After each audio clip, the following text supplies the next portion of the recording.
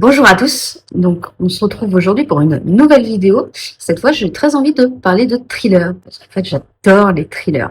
C'est vraiment des livres qui me plaisent beaucoup. Alors, je ne sais pas si vous aimez bien. N'hésitez pas à me le dire en commentaire. Et n'hésitez pas aussi, si vous voulez, à me rejoindre sur ma page Instagram Les Chroniques de Justine et à m'envoyer un petit message privé avec hashtag thriller en me disant quel est votre thriller préféré. N'hésitez pas également à vous abonner à cette chaîne YouTube pour avoir plus de recommandations littéraires. Ici, on parle livre et on parle lecture. Alors, ce que j'aime dans les thrillers, c'est que l'espace d'un instant, dans ce genre de lecture, on devient des enquêtrices. On cherche à comprendre où est le mystère, où veut nous emmener le lecteur, euh, comment il joue avec nous. Moi, j'adore quand on joue comme ça avec nous. J'adore me faire surprendre dans ce genre de lecture. Je sais pas vous, mais moi j'adore ça. Je déteste deviner la fin. Un bon thriller pour moi, c'est quand on ne devine pas la fin. Bon. Après, si ça arrive, comme ça reste exceptionnel, parce que je me fais facilement avoir, j'ai l'impression pour une fois d'être une enquêtrice. Donc, je vais vous présenter 5 livres que j'ai adorés en thriller. Ils sont assez connus, je ne sais pas si vous les avez lus ou pas du tout. N'hésitez pas à me le dire, je suis curieuse de savoir ce que vous avez lu. Donc, j'ai adoré les mémoires d'un expert psychiatre de Angelina Delcroix. J'ai beaucoup aimé. Un livre qui fait un peu plus de 600 pages. Donc, on tourne vraiment autour de la psychologie. L'auteur nous mène un petit peu en bateau. On est entre la frontière, entre les enquêtes et la folie.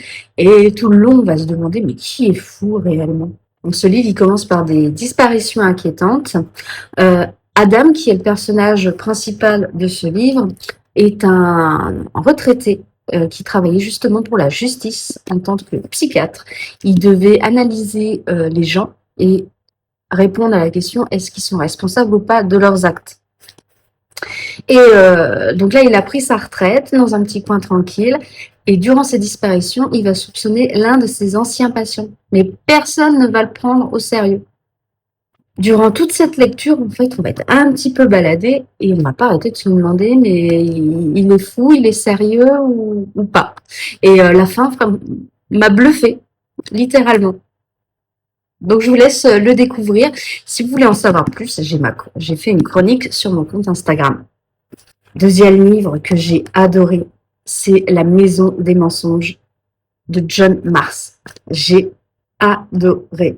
Le titre porte bien son nom, puisque durant tout le récit, on va être baigné dans les mensonges. Tout va tourner vraiment autour des mensonges. On va découvrir Magali, qui est retenue, enchaînée, prisonnière dans le grenier, par sa fille, Nina, qui, elle, prétend que c'est pour son bien parce qu'apparemment, elle serait malade.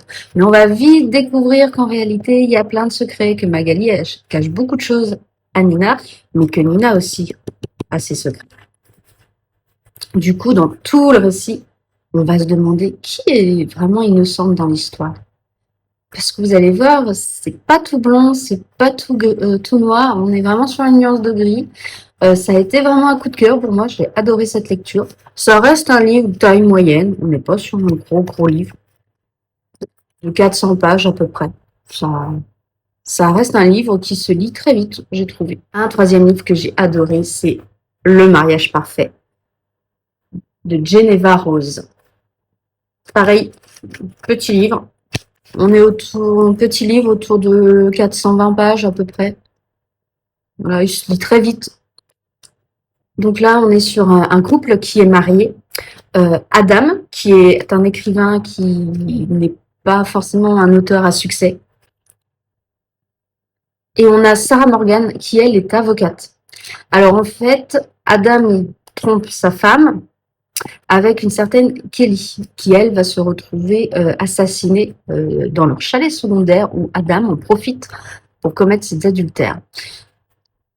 Sarah va découvrir du coup tout ce qui se passe, mais malgré tout, elle affronte son mari et elle va vouloir tout mettre en place pour le défendre et lui éviter la prison.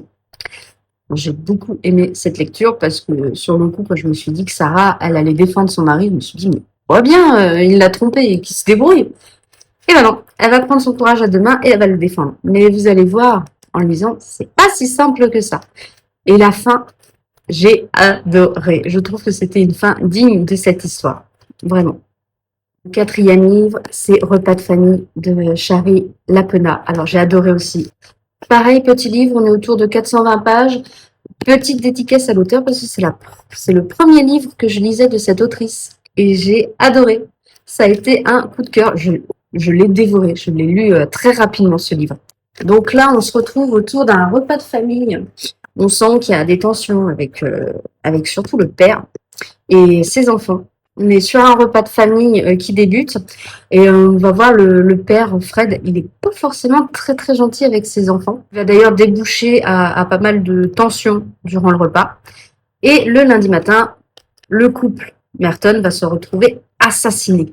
Donc forcément, rapidement, les enquêteurs vont tourner le soupçon autour des enfants puisque ce sont les derniers à l'avoir vu vivant. Tout le récit, on va être un coup avec les enfants, un coup avec les inspecteurs. On se doute un petit peu que le coupable se trouve dans ce cercle familial. Par contre, je me suis fait avoir sur le coupable. J'étais loin d'imaginer qui c'était. Réellement, je suis tombée des nues. Et j'ai adoré cette lecture qui se lit très très vite. La dernière lecture, avant de vous la dire, je vous invite à vous abonner. Attention, le voilà, À couper souffle d'Alexis Lepsker, l'un de mes auteurs préférés. J'adore cet auteur de thriller. Et une nouvelle fois, il m'a bluffé avec ce nouveau livre qui porte bien son nom. Hein. On reste vraiment suspendu durant toute l'histoire. Qu'est-ce qui va se passer? Comment ça va se finir? Pareil, on est sur un petit livre. Alors là, c'est un brochet, mais en soi, il fait 360 pages à peu près. Il se lit très très vite. On le dévore. On est sur des séries d'enlèvement, de séquestration et de victimes qui sont enterrées vivantes. Mais la particularité dans cette histoire, c'est que cette fois, la victime, c'est la fille de Venturi. Donc forcément, il va tout faire pour la retrouver. Et il n'a que 17 heures. J'ai adoré cette lecture. Vraiment, je vous invite à le lire. J'ai été plongée dedans, corps et âme. Nous-mêmes, on retient notre souffle. Les petites présentations des 5 livres sont terminées. Je ne sais pas si ça vous a donné envie. On est sur une présentation rapide. Si vous voulez plus d'informations, allez sur Instagram. J'ai fait des chroniques sur chacun des livres que vous pourrez avoir plus en détail. Moi, je vous dis à bientôt pour une prochaine vidéo. Salut!